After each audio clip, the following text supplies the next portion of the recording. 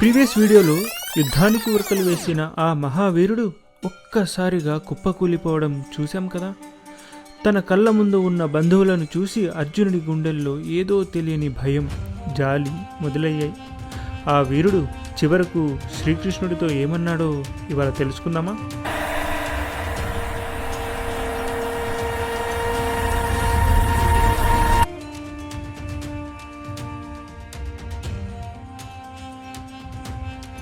Welcome to Hindu సనాతన ధర్మం.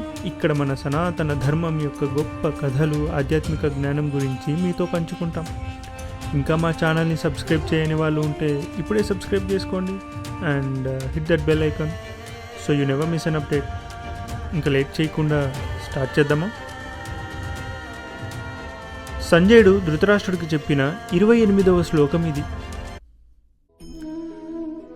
కృపయా పరయా విష్టో విషిదన్నిదమబ్రవీత్.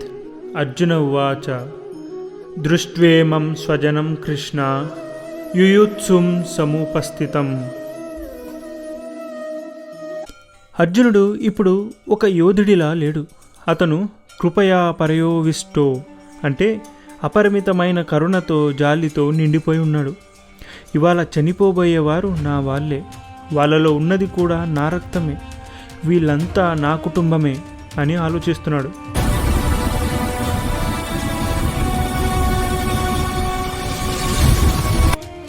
ఈ భావన నుంచే వాత్సల్యం పుడుతుంది, తరువాత మమకారం పెరుగుతుంది, అప్పుడు చివరికి మిగిలేది వేదన మాత్రమే.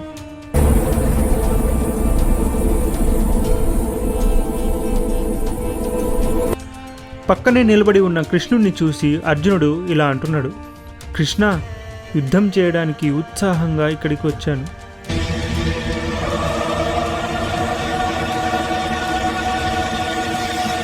కానీ ఈ స్వజనాన్ని అంటే నా స్వంత మనుషులను చూస్తుంటే నా గుండె తరుక్కుపోతోంది, నా కాళ్ళు తడబడుతున్నాయి, శరీరం బలహీనమవుతోంది, మనస్సు నిరాశలో మునిగిపోతోంది కృష్ణ అని అంటున్నాడు.